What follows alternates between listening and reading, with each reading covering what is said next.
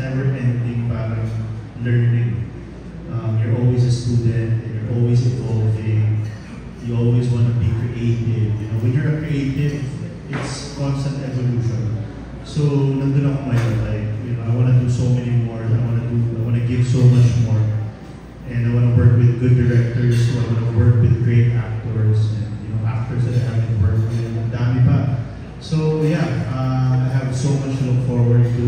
And in 2026, I'll be doing another teleserye for ABS-CBN, and we're actually in the planning stage now. So yeah, after this Shake, Rattle, and Roll, I'll be resting for a bit, and then I'll be starting a new project again for ABS-CBN, and also another film for Riga. For a bit niya, 2 weeks lang yan. January na kasi. Thank you, Miss Alvin. Siyempre, Miss Ana Sarela, sa TV Patrol, you have questions. And si Miss Ana, thank you, I appreciate you, Miss Ana.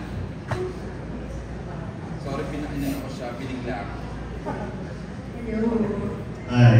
Richard, meron ka rin ba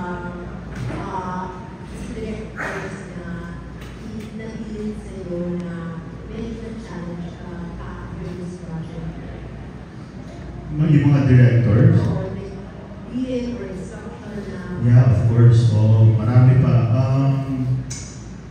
You know, I always tell my directors, especially if it's a director na ngayon wala nakatapaw sa pelikula or what, lagi ko sinasabi ng direct, please tell me if you need more, or if you need less, or whatever you need sa eksena, let me know.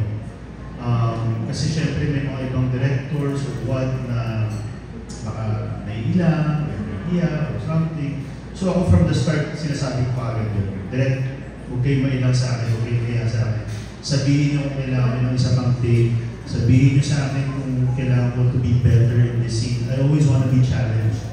I always want to grow. I always want to push my limits. So, as an actor. So, yeah, maraming beses dito sa pelikula na pinipiga ako ng director, sasabihin ako ng director, and I appreciate that. I appreciate the push, and I appreciate the vision of, you know, giving the best para dun sa eksena. Thank you. Thank you, Miss Ana. Hindi ko na ako kunin yung mic kasi ang understanding ko, my favorite editor ng Abante, the longest editor of Abante, Don Sormino, my question. Nag-retire na kasi siya kasi 68 na. Yeah. 68 years on job. Go Don! So, focus na lang yung Ivana. Isa siya naman yung BD-baby ay si Ivana. So, ito mo kayo, aside from professional si Ivana, pero syempre, maganda lang siya as sexy. Nagkaroon ka ba ng somehow? Naatakan kay Ivana? Alam mo si Ivana, syempre, she's, you know, we all know she's attractive, we all know, so, but ako kasi, like, you know, I'm very professional also. Like, I don't want to mix anything with work, and, you know, si Ivana talagang parang tropa, parang kaibigan, ganyan. So, and, yeah, we all know she's attractive, and I think yun na yun. Ito na kayo na chance na magkakilala ka. Mas kakilala ko siya mas malalim pa kasi parang nakikilala siya ng marami. Yeah, when you work with someone on a film and you're constantly working with them and everything, mas nakikilala mo yung tao. Mas nakikilala mo kung sino sila, paano sila magtrabaho, paano sila sa mga crew, sa mga co-actors nila. And wala akong masasabing masama talaga kay Ivana. She's very nice to everyone, she works hard. You know, may mga times na natapos kami 4 a.m., 5 a.m., tugid kami, you know. So, makikita mo talaga hindi siya nagre-reklamo, and, you know, she's giving her best in every scene. So that also sets a good example for the younger actors na kasama namin. Kasi marami kami kasama ng mga young actors also who's probably, you know, looking at us, you know, when the times are getting hard, you know, when it's 4 a.m. and you still have to do a fight scene. You know, these young actors are probably looking at us like, magre-reklamo ba sila? Alam mo yung gano'n. And wala kang marinig na reklamo, everyone stayed on course, everybody's professional. So, you know, hats off to Ivana for that. Ayun nga, who's working with the young actors? It's good. It's good to be working with the young actors. You know, I had many scenes with Dustin and Matt, and you can really see the, you know, they're willing to learn, they're willing to be better as actors, and they ask questions, they're curious, but at the same time, we're also having fun sa set. You know, we have a light set. I think naging okay yung working environment namin. You know, I could see Dustin, you know, arriving on set sometimes walang tulog, and you know, sometimes coming from another shoot and all that. And, you know, I just give him a few words of inspiration. You know, you know, I can remember my time in his age as well. Na ganun din ako, tulog and all that. And it's really part of it. It's really part of this job, part of the industry. And you know, I'm here to just maybe give a few words of wisdom, inspiration, to those young actors. Thank you, last na lang, Kurt. Sa family mo, sino yung unang gusto mong taputin sa December 25? Gusto ko? Gusto kong takutin? Yes. Well, yung nanay ko sigurado hindi na matatakot yan. Sa tapang hindi ka. Siguro I want to bring my kids. I want to bring my kids to watch a Pinoy horror film.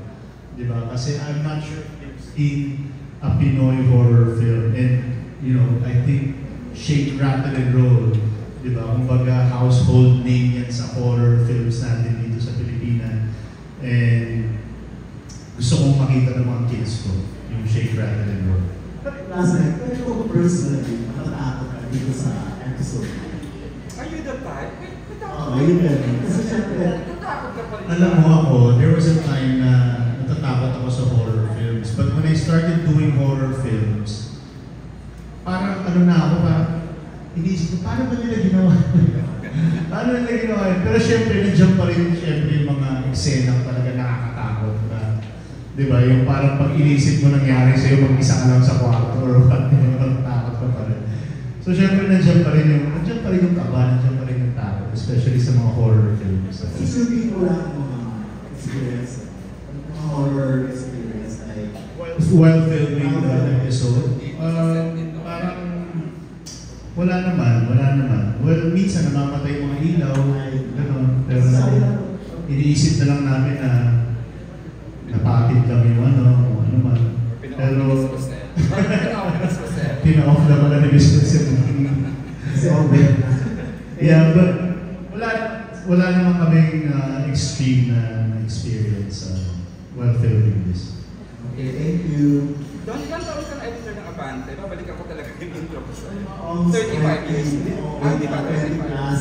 20. Okay, before I give the microphone to the entertainment editor of People's Journal naman, bibigay ko muna kay Miss Tina Dahar ng Random Republica.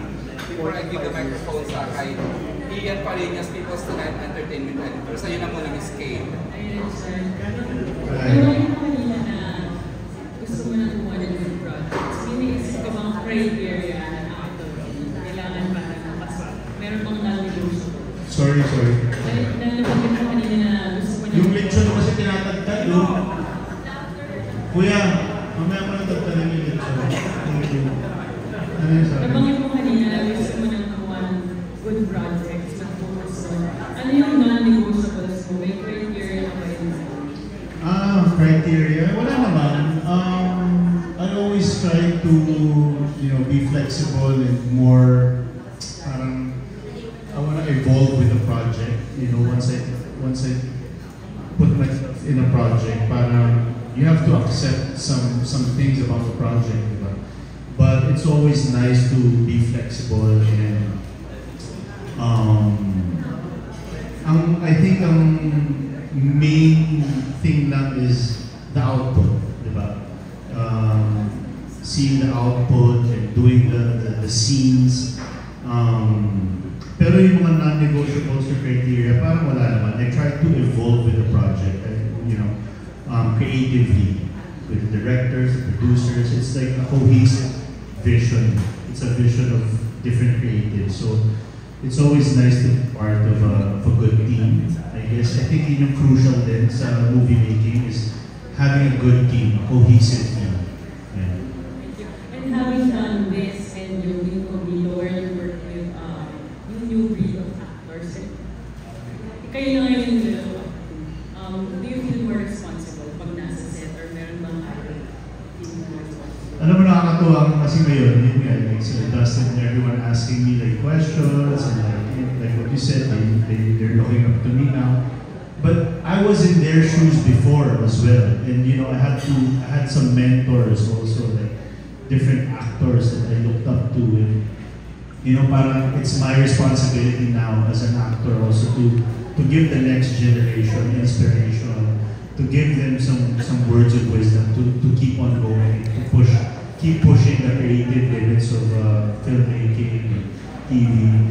So it's nice, you know, there's some responsibility to it, but I just try to, you know, inspire and, you know, the young actors now. Thank you, Ms. Kay. Okay, thank you, Chai. Let me give the microphone naman to Eugene Asis na kabatch ni Tito Ana, Tito Eddie.